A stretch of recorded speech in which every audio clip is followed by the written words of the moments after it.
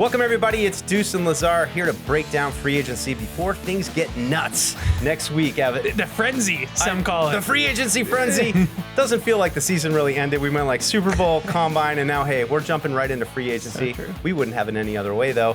Ev, I want to start with what the obvious spots are on the Patriots roster. Simplest place to start. You've got a few starting players that are now going to hit free agency, and I think all of them could be under consideration to come back. And I'm speaking of free safety with Jalen Hawkins, defensive end / edge, whichever you prefer, with Caleb Chason, and the second tight end position in Austin Hooper. Kind of three main spots of the free agency. I just look at it, they got to replace those guys, whether it's those guys or somebody else. Number of good options. Let's start maybe with defensive end, because we've talked about the edge all year. We know that's a big need for the Patriots, not just to fill that spot for Chason, but I think to improve the pass rush off the edge. Trey Henderson, Jalen Phillips, Adafe Owe. Got to get these Nigerian names down. Maybe three of the top guys. Mafe as well. We saw him in the Super Bowl. What do you like from those guys? What do you think they're going to look for? Chason going to come back? Yeah, it's a good question, and I'm not against bringing Chason back, because I think, especially when you saw him peaking in the playoffs and down the stretch there, former first-round pick, like maybe he just kind of figured it out with Mike Vrabel and a system that fits him and a coaching staff that might fit him and can develop him. And he did not have the typical career arc in the beginning part of his career. Jacksonville was kind of in flux. They had multiple coaching staffs coming through there. Then he goes to Vegas for a year and kind of tries to reset his market. So I think at this point, if you're Chason, just kind of settle down your career a little bit, right? You found a spot, you found a home. I wouldn't rule that out. Now, in terms of the free agent market, it is a decent free agent class. And then if we just want to call it veteran market, we start throwing guys like Maxx Crosby or Jonathan Greenard now apparently also potentially available in Minnesota.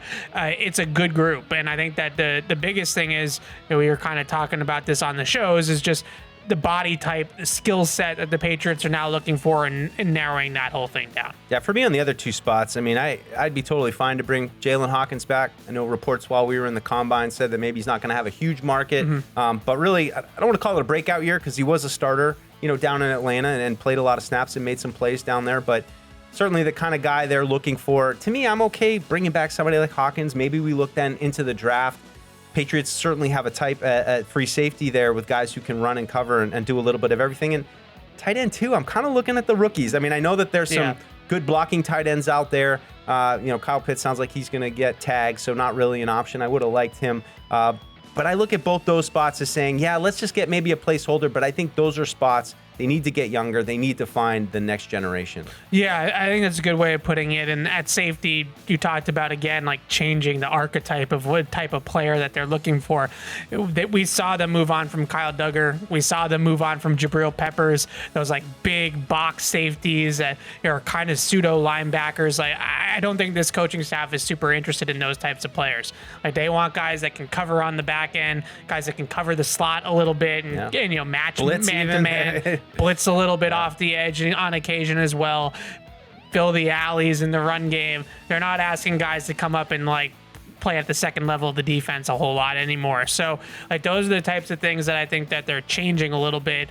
Kobe Bryant maybe kind of fits in that McDonald defense in Seattle, is kind of the same sort of deal with those. Gilman, I think, maybe fits there too. A different kind of player out there, and with the Chargers, Minter, same too high shells, a lot of the quarters, a lot of the same things we've seen the Patriots sort of start to gravitate towards.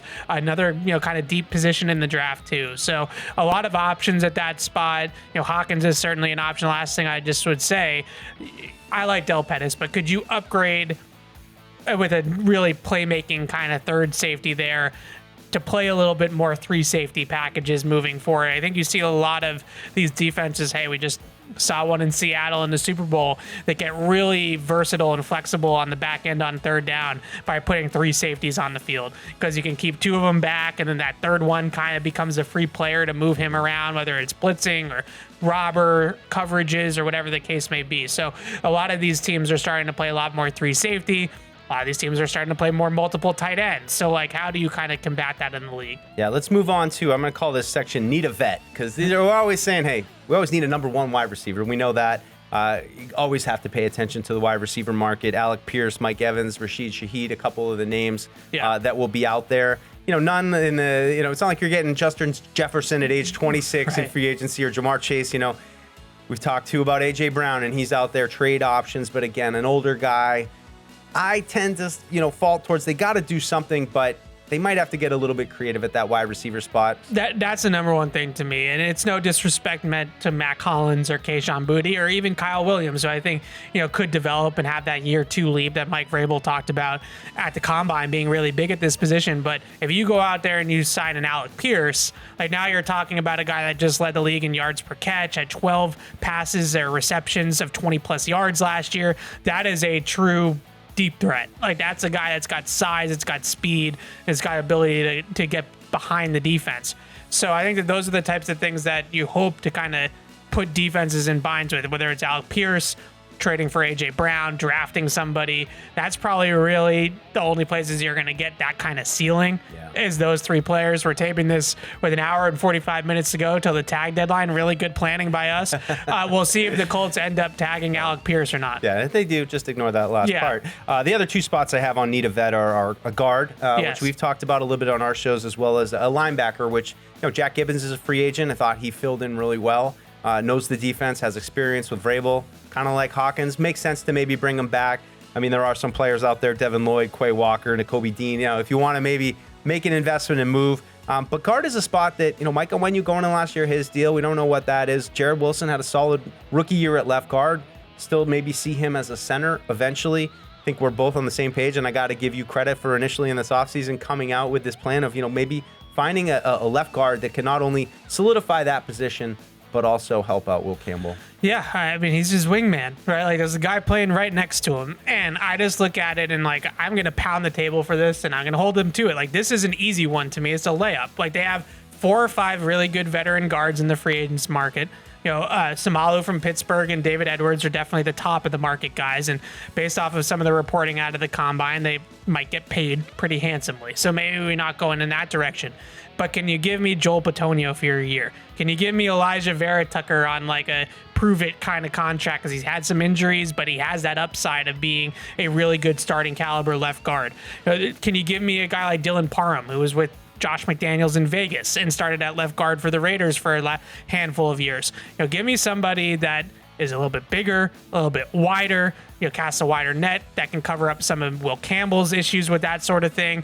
And a little bit of nasty too would be great. Like, can we get somebody that can like bite some kneecaps? Logan Mankins. Yeah, exactly. Because I think that in this offensive line improved tremendously last year, and they really made a lot of huge strides from where they were the year before as easily the worst offensive line in football. The one thing I thought that they were missing a little bit was just a toughness and a play strength to them.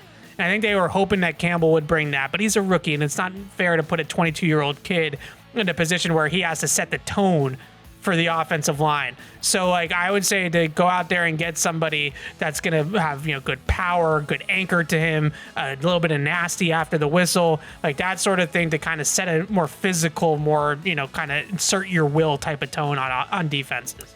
Well, it's going to get crazy next week. You have any feeling, a prediction of what this team? I'm going to go with my prediction, and we're not getting too specific here, but I think they're going to be, and I said this, selectively aggressive. A couple spots. Yeah. I like your guard thing. I like maybe a trade for a wide receiver and find an edge. Maybe that's Chase on. Maybe it's one of the other guys. Those are the 3 spots I'm looking at. Otherwise, fill it in with some, the affordable vets, the mid-level guys. They're not going to break the bank, the depth that you always sign, and then target those positions long-term in the draft.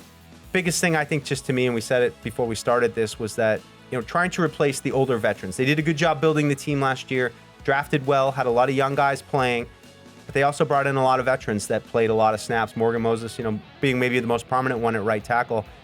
Replacing those long-term right tackle need in the draft for me. But those are the 3 spots: selectively aggressive, fill out the rest, and then figure it out in the draft. Yeah, that's how I look at it. I hear a lot about, and this will age terribly, I'm sure, but I hear a lot about, like, they're not going to be spending like they were last year in free agency.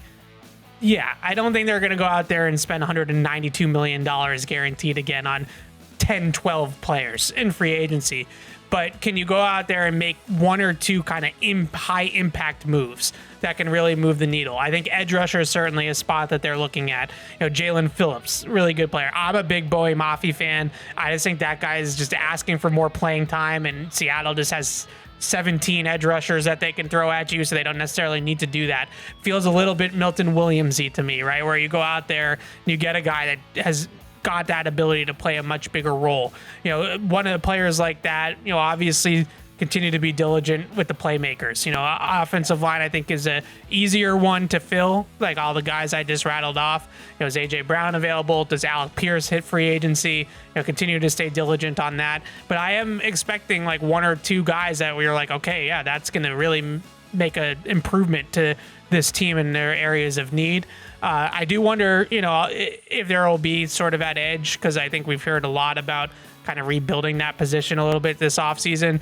Do they kind of cast a wider net if they miss out on some of those top guys, or they sign like two or three like mid-tier free agents instead of one big fish? Maybe that's the route that they end up having to go. But I think they're going to be selectively aggressive. Yeah. I think that's a good way to put it. I like it. Well, you heard it here first, folks.